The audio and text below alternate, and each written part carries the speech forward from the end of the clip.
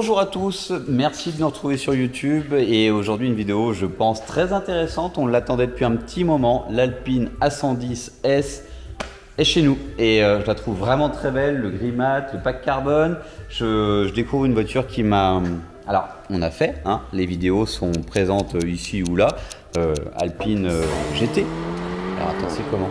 Ah, Alpine Légende GT, donc la version on va dire... les deux sont routières, mais il y en a une qui est plutôt luxueuse et celle-ci qui est plutôt axée circuit. Un petit aileron, une petite lame, voilà, on va la découvrir ensemble. J'énumère un petit peu les modifs et pourquoi elle est ici. On a commencé déjà, hein, puisque c'est vrai qu'on est un petit peu à la bourre. On va parler de freinage, on va parler pneumatique, puisqu'on est déjà en train de changer ses pneus. Donc elle avait des Michelin PS4S qu'on va passer pour des... on va passer sur des Pilot Sport Cup 2, donc on reste chez Michelin, mais on passe sur un pneu vraiment typé circuit. Et je vous parlais de freinage, donc on va bosser, hop là, on va bosser sur les plaquettes, les disques, parce que vous voyez celui-là quand même une sale couleur, du Ritavia, un setup châssis, on va aussi faire du moteur. Allez, on voit tout ça ensemble pour l'instant, on va s'en mettre plein les mirettes. Très très bel exemplaire de... J'allais dire Renault, c'est une Alpine. Nah, don't try it. You can't feed me lies, won't buy it. Question everything, told them, nah, don't try it. Yeah, but you're moving like some sidekick. Be a both man, please don't try it. Really, why do they always? Nah, don't try it. You can't feed me lies, won't buy it. Question everything, told them, nah, don't try it. Yeah, but you're moving like some sidekick. Be a moving like some waste man. Trying to impress me, don't like it. Be yourself, man, please don't try it. Really, why do they always?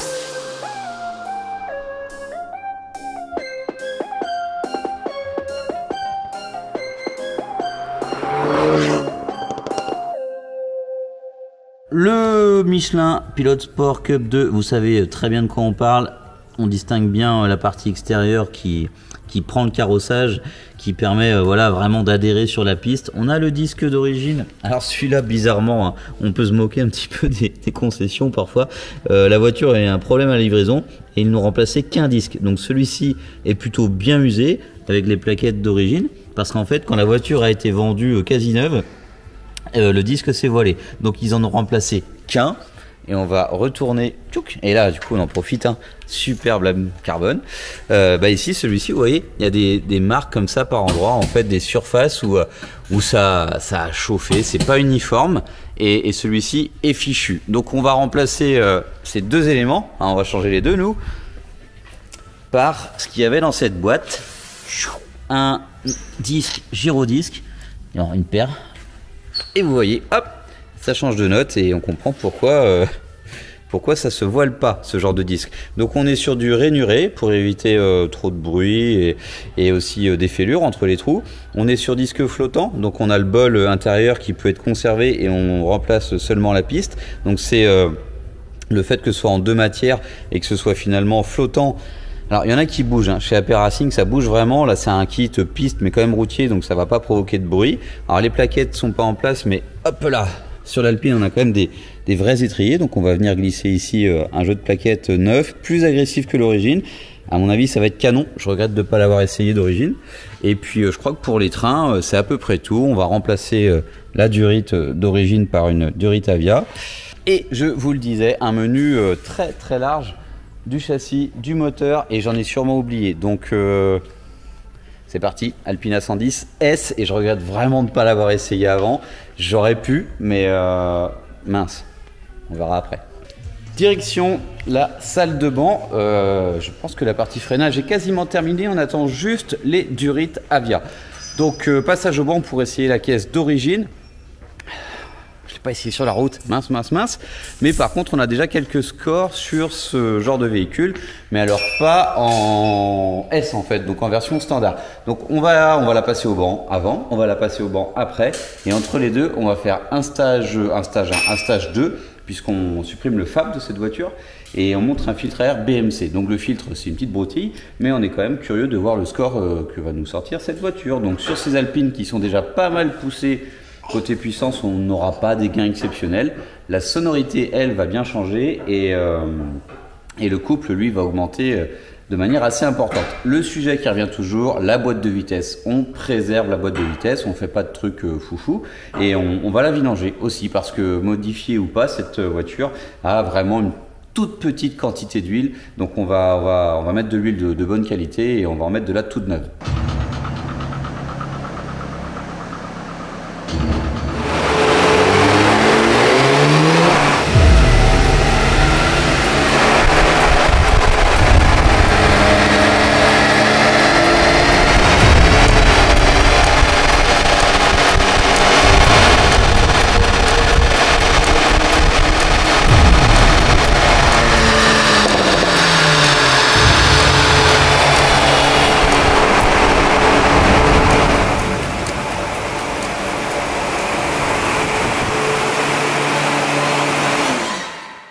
Alors, au début, j'ai pas appuyé fort sur la pédale. On a réussi à faire notre tir. Bon, bref, rien d'exceptionnel en soi, mais on est content. Elle sort 294 chevaux, donc on est à 6 chevaux de ce qui est annoncé. Il fait 30 degrés, c'est vraiment bien. Comme quoi, il y a un gros débat sur les Porsche et qui sortent pas leurs chevaux. Je serais curieux justement de comparer avec d'autres bancs et d'autres méthodes, puisque il y a quand même quelque chose de particulier sur ces voitures. C'est pas le sujet du jour. Là maintenant on va passer. Alors je fais un petit peu le point. On a monté les pneus, donc les semi-slick PS Cup 2. On a monté les gyrodisques devant, des plaquettes perf à l'avant et à l'arrière. On a commencé à aborder le thème intérieur avec les harnais. Et maintenant on a reçu à l'instant la downpipe. Donc là maintenant on va bosser sur la partie carto. On va monter l'échappement avec quelques subtilités et puis ensuite ce sera le moment de la repasser au banc avec des gains estimés. Je révise mon pense-bête. Alors c'est du stage 1 hein, sur notre site, on n'annonce pas MotorTech, on n'annonce pas les scores en stage 2 et en stage 1 on a plus 20 chevaux et 60 Nm, donc on devrait être à 320 et 400 Nm.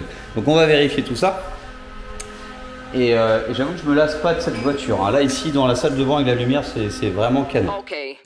Nah, don't try it. You can't feed me lies, won't buy it. Question everything, told them, nah, don't try it. Yeah, but you're moving like some sidekick. But you're moving like some waste man. Trying to impress me, won't like it. Be yourself, man, please don't try it. Really, why do they always? Nah, don't try it. You can't feed me lies, won't buy it. Question everything, told them, nah, don't try it. Yeah, but you're moving like some sidekick. But you're moving like some waste man. Trying to impress me, won't like it. Be yourself, man, please don't try it. Really, why do they always? Yeah, you know I'm back like Black Chase.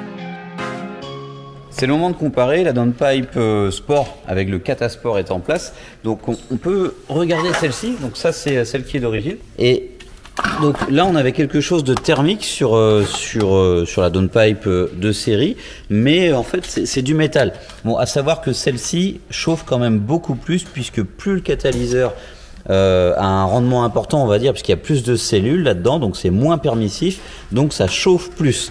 Ce qui fait qu'avec la downpipe sport, on aurait pu la monter sans la bande thermique, mais on a voulu se la jouer safe et on a monté. Donc ça permet qu'il y ait moins de chaleur dans le compartiment moteur, mais ça permet aussi un meilleur écoulement des gaz, donc plus performant. C'est aussi beaucoup plus lourd, la downpipe d'origine. Là on a le silencieux d'origine, donc lui est plutôt léger et plutôt fin en fait, hein, parce qu'on vire le FAP. Et oui, j'en parlais pas, on a aussi viré le FAP, c'est pour ça qu'il y a une si grosse différence de poids. Par contre, je vais pas dire, mais c'est quand même très agréable de bosser sur une voiture qui a 3300 km.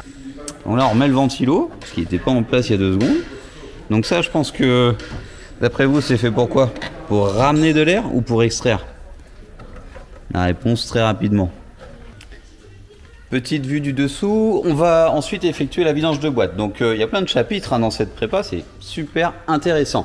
Donc le silencieux, lui, se retrouve à l'arrière, il vient prendre toute cette place et la downpipe va venir se fixer ici. Donc on voit bien le revêtement thermique de ce côté et puis voilà, donc on peut imaginer que la boîte est juste à côté. Donc c'est quand même intéressant, encore une fois pour fiabiliser tout ça, de faire en sorte que ça ne chauffe pas trop à côté de celle-ci, surtout que on l'a répété plusieurs fois, il n'y a que 4 litres d'huile dedans, 10 sur une boîte automatique standard chez BMW notamment. La bande thermique juste ici, on monte vers le turbo. Maintenant que la partie mécanique est en place, retour dans la salle de banc. On rattache la bête et on va tout de suite pouvoir l'entendre. Alors je l'ai entendu, ça fait évidemment plus de bruit, mais là on va passer sur la partie électronique. Et ouais, vous le savez, quand on supprime un catalyseur, c'est une chose. Là, on l'a remplacé par un catasport. Mais alors, quand on supprime un FAP, la dame, elle n'aime pas du tout. Donc, on va bosser là-dessus.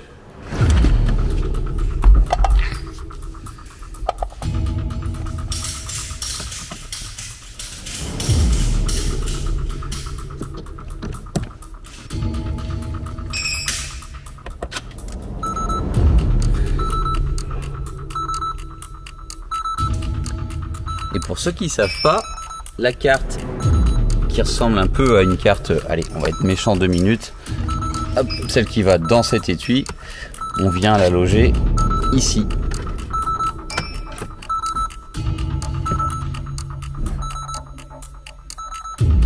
Ça y est, la voiture est flashée, on va faire des logs, on va bosser sur la carto. Et là, mon collègue vient de m'amener les pièces pour fixer les harnais. Donc, elle va être vraiment sympathique et on adore les prépas polyvalentes. Donc, je le répète tout le temps, mais pour qu'une voiture aille vite, si on veut faire un petit peu de piste, les petites routes, tout ça, il faut que ça freine, il faut... Finalement, il lui manquera qu'une chose, je pense, des amortisseurs.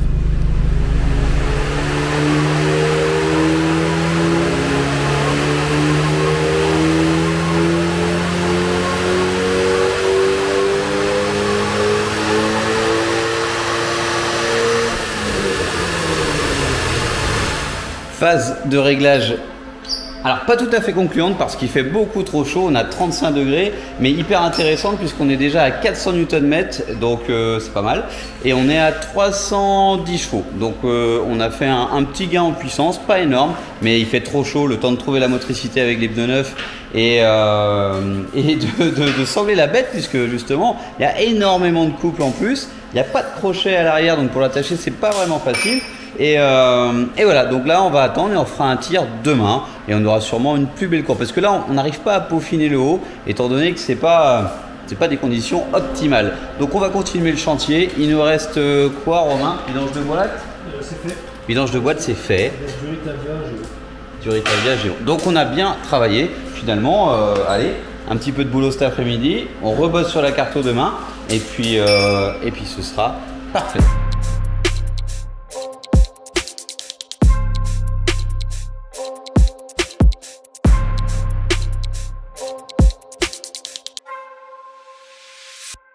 À noter quand même que pour aller essayer cette voiture, on aura maintenant des jolis harnais qu'on a fixés ici derrière la voiture parce que c'est prévu d'origine. On a des ancrages, enfin des filetages qui sont prévus, donc des ancrages. Et puis ici, on a ajouté une petite fixation pour mettre le harnais au niveau de la partie basse. On ne voit pas très bien avec ce rangement qui est une option. Et puis, mais vraiment ça rend très bien. Je trouve que c'est pas des schrottes, on monte beaucoup ça, mais là, Sparco c'est bien aussi, surtout dans une française.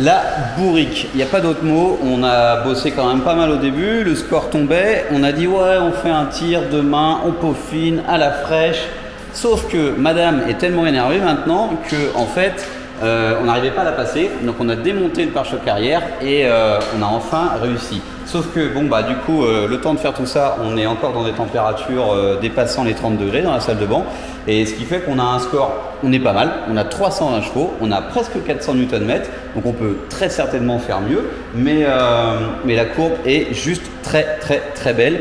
On est alors finalement c'est un peu dommage, vous allez comprendre.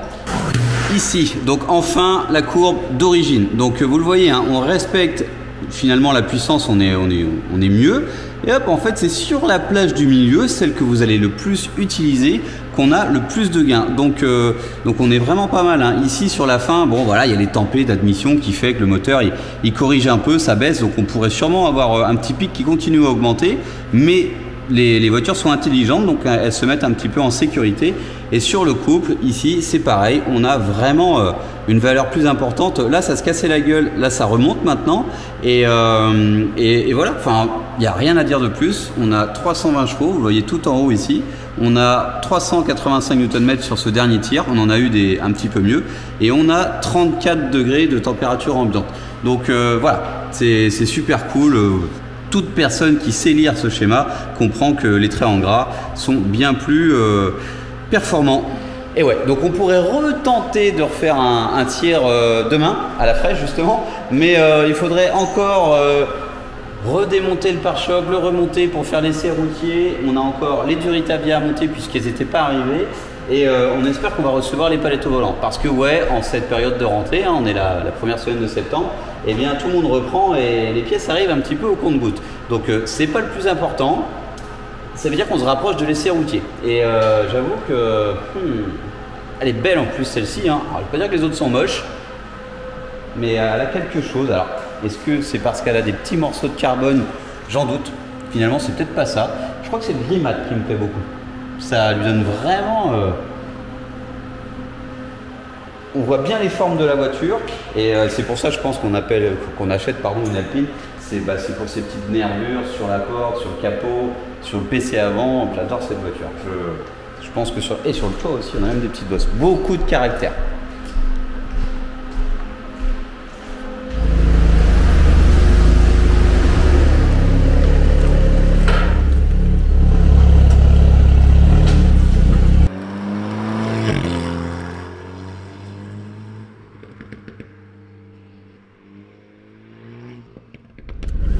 A110S MBZH, c'est parti et je suis impatient. Alors on est déjà plus au garage, alors ça va peut-être gâcher un petit peu la première impression, mais j'ai fait exprès de rouler tout doucement. Mais la première chose qui m'a surpris, c'est la rigidité de cette voiture. C'est absolument bluffant. On sait que les amortisseurs sont perfectibles parce que bon, on l'a vu hein, sur la légende GT, ils étaient fichus à 6000 bornes, ce qui peut arriver chez n'importe quelle marque, on est d'accord hein. Mais on avait vu qu'avec les KW, on avait apporté vraiment quelque chose de différent. En tout cas, le châssis me semble top. On vous a fait une géométrie. Alors vous n'allez pas en profiter en vidéo évidemment, mais en fait sur la légende GT, on avait voulu respecter le côté GT, donc on avait fait quelque chose de pas trop agressif. Celle-ci est plutôt orientée piste, et là on a fait un petit truc un petit peu plus sportif, et ça se ressent même en roulant doucement. Allez, c'est parti, je suis un peu perdu, tout est au milieu. Et oui, tout est au milieu, mais finalement c'est, une fois qu'on le sait, c'est hyper pratique. Alors j'ai enlevé un petit peu de ventile parce que ça doit s'entendre. Et on a tout de suite le ronronnement qui va bien derrière les oreilles.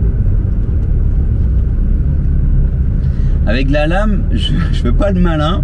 Il n'y a pas de raison que ça touche, hein, mais on m'a dit qu'il n'y en avait plus en dispo chez Alpine et que ça valait un bras. J'adore ces trois petits boutons à la Ferrari là, j'adore.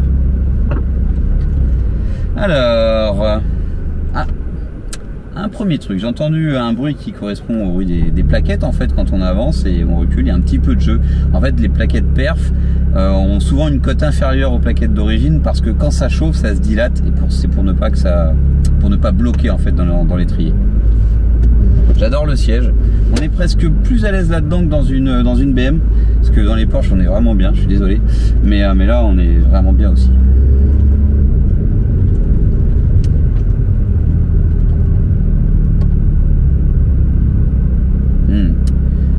Je me souviens comment on met le mode manuel pour les vitesses.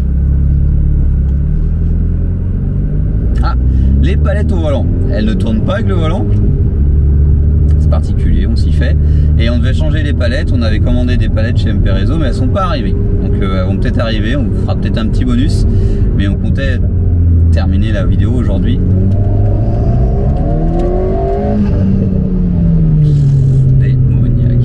Je suis un petit peu méchant parce que d'origine la légende GT faisait quand même pas beaucoup n'était pas bluffante.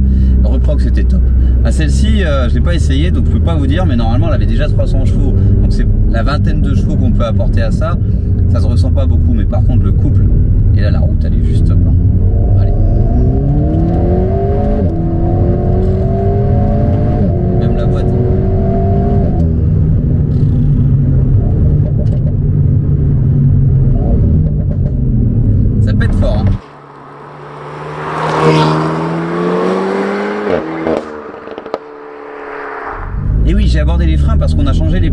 connais pas bien.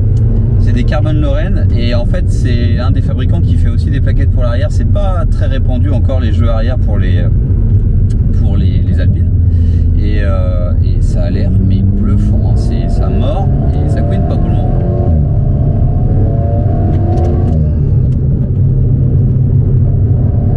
Là il y a une petite bosse, j'adore les bosses. Oh, ça freine super fort. Le harnais est carrément, alors oui les harnais je vais peut-être devoir les mettre en fait. C'est tout petit, hein. On a énormément de trains avant et ça c'est la Géo, c'est pas autre chose.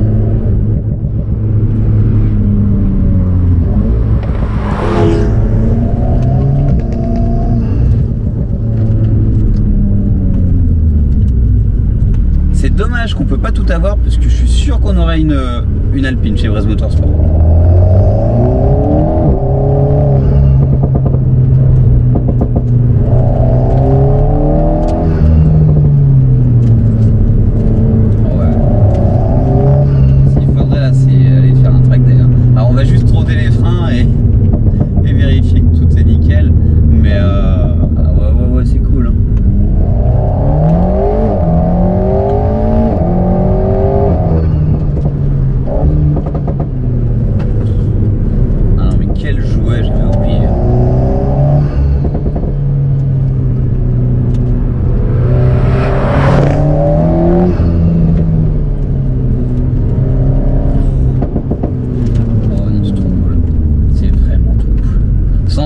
Il n'y a rien, il n'y a pas de raison d'ailleurs d'exagérer, c'est vraiment génial. On enchaîne, alors j'ai pas tous les cas de figure, on va pas pouvoir essayer la voiture, on va pas pouvoir aller sur track day, on va pas aller sur l'autoroute, on va pas aller sur une grande route. Aujourd'hui on a décidé qu'avec, il y a beaucoup de monde en Bretagne hein, pendant la période estivale, qu'on allait se trouver un petit spot vraiment isolé et qui correspond à une activité de l'Alpine, je pense, c'est les petites routes. Donc là on est vraiment sur une toute petite et la route est un petit peu défoncée, c'est sinueux, très bel outil. Hein. Alors c'est sûr, il y a des choses qu'on peut comparer. Hein. Le niveau sonore, c'est vachement mieux qu'avant. Les freins, j'ai pas essayé, mais bon, a priori, c'était voilé, donc il y avait un problème. Le toucher de pédale aussi est meilleur, ça on peut le voir à l'arrêt, même sans rouler, la pédale, les Duritavia, c'est moins compressible et en fait ça se détend moins et la pédale reste plus dure. On a aussi bossé sur les perfs, alors là j'ai pas essayé non plus mais il n'y a pas photo, hein, il y a quand même beaucoup plus de couple et le pop and bang, hein, elle en fait énormément mais c'est d'origine, on n'a pas, le son a été amplifié puisqu'on a viré le fab, c'est évident que c'est plus du tout pareil mais c'est pas, on n'a pas fait du pop and bang à outrance comme je dis souvent. Une prépa homogène, un petit peu de tout, c'était le but. Et je trouve ça très réussi. Je pense que je vais me faire un petit bonus sur une route plus grande quand même. Alors ils sont bien ces deux trois petits virages mais je suis un peu frustré. On va aller jouer ailleurs.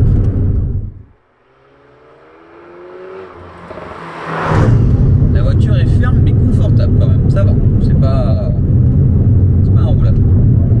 Allez, un tout petit bonus que je voulais pas faire seul en égoïste.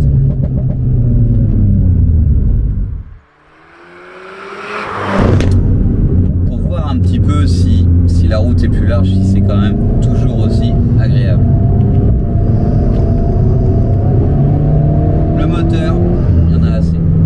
Des freins, maintenant il y en a beaucoup. Des pneus, le PS Cup 2 fait super bien le boulot. On roule dans, c'est des petites routes, il y a un petit peu de gravier parfois par endroit et tout, ça colle pas trop. La Géo est merveilleuse.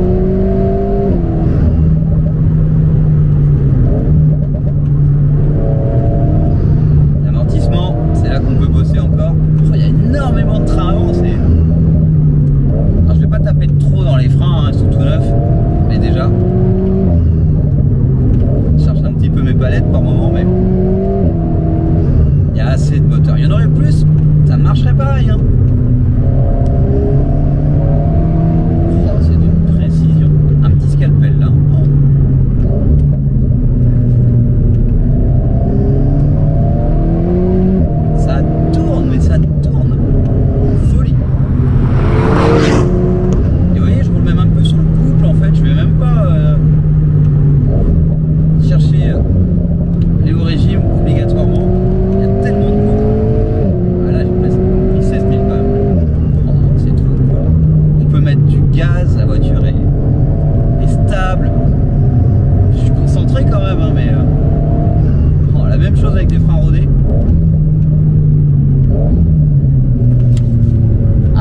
laisser refroidir tranquillement. C'est un peu ça le rodage, hein. C'est faire monter la température progressivement sans jamais aller trop loin. Donc là, on fait chauffer, on laisse refroidir un petit peu, on laisse chauffer, on fait chauffer, pardon, on refroidit encore un petit peu et comme ça on évolue la température maximale jusqu'à ce que ce soit parfait. Alors on est passé de toute petite route à moyenne route à plus grande route. Après je pense que au-delà, la voiture perd son intérêt, à mon avis. C'est dommage, on est bloqué derrière une voiture et franchement, c'est vraiment dommage.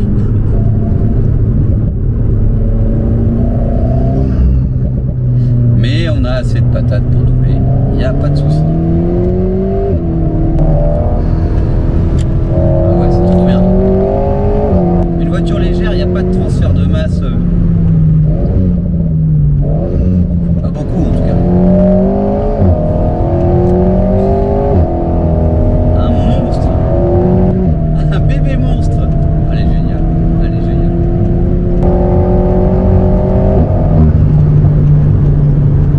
C'est trop bien.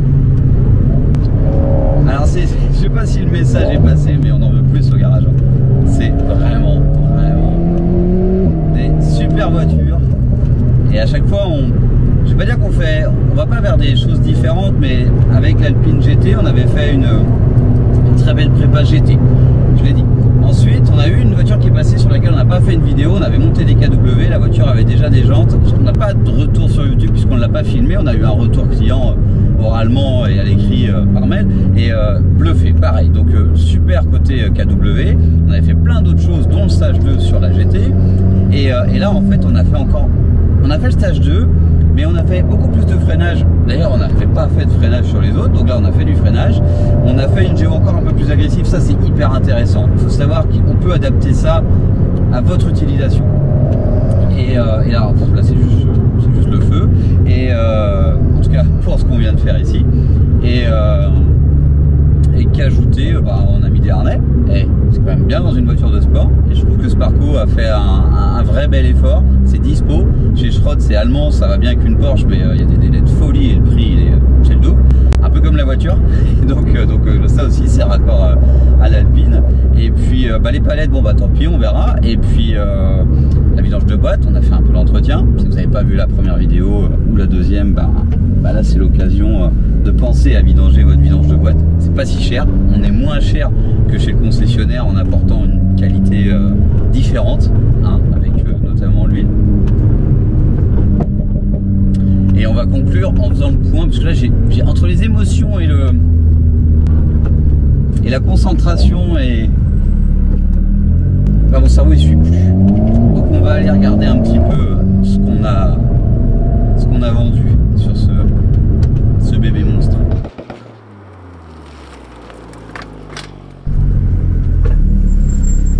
J'ai mon récap en main et je voulais montrer notre super belle plaquette. Trop belle cette GT3. Et c'est vous qui le dites, mais on aime bien aussi. Alors parce qu'il faut parler budget, la question revient tout le temps. Là pour cette prépa, on est, alors j'ai pas la dernière page, mais on est à 8 000 € à peu près. Donc à savoir que c'est hyper global. Là maintenant, si on veut faire quelque chose de plus, on rajoute des KW. Et puis après, c'est que des gadgets et ça va pas doubler le budget, parce que les KW c'est assez cher. Donc des freins avant, et qui dit bébé monstre dit bébé frein et bébé prix, parce qu'aujourd'hui les gyrodisques c'est hors de prix. Sur une Porsche c'est rendu à 2000 €. Là on est à 1300. On a des plaquettes de frein arrière, ça nous amène même pas à 2000 € montés. On a du liquide de frein, des Duritavia, on a des pneus. Et ça c'est pas donné, les pneus ça a énormément augmenté, donc on a 1000 € de pneus. On a derrière leur montage, une géo. Alors là c'est une simple géo, on peut pas faire de poids roue, on n'a pas de combiné fileté, donc c'est 150 € la géo chez nous. Et je trouve que c'est quand même une valeur ajoutée importante. Une downpipe Miltech catalysée, donc ça c'est quand même une belle pièce, 1200 €. Après on a une reprogrammation moteur, stage 2. On est dans les, il y a une promo en ce moment, mais normalement dans les 700 €. Ensuite, ensuite la boîte de vitesse, la petite vidange de boîte, hein, on est à 200 € plus 138, donc on est grosso modo à 350 € la vidange de boîte avec l'huile Motul qui va bien et les harnais. Toutes les bandes thermiques qui vont autour de la downpipe, les harnais j'en ai parlé tout à l'heure, 480 € les 2 harnais, 500 €. Franchement, très bien. Les petits trucs de fixation, alors c'est des petites pièces qu'on a rajoutées, il y en a pour 50 €, mais c'est bien installé dans la voiture, bien fixé, les trous étant prévus à la base. C'est juste parfait. Alors oui, dans ces 8000 €, là même le véhicule de courtoisie, la mini électrique Cooper SE pour justement, si vous avez besoin, on peut vous la prêter ou vous la louer, ça dépend du temps, mais on est assez arrangeant sur la chose. Allez, je vous dis Kenavo, à très bientôt, on se revoit en Alpine ou autre chose, mais en tout cas, ça déchire. Petit bonus, on est les champions du bonus à chaque fois. Ça vient d'arriver, les palettes sont en place, on les a montées ce midi et je voulais quand même vous les montrer. Touche finale. Nah, don't try it. You can't feed me lies, won't buy it. Question everything, told them, nah, don't try it. Yeah, but you're moving like some sidekick. Be a both man, please don't try it. Really, why do they always? Nah, don't try it. You can't feed me lies, won't buy it. Question everything, told them, nah, don't try it. Yeah, but you're moving like some sidekick. Be a moving like some waste man. Trying to impress me, don't like it. Be yourself, man, please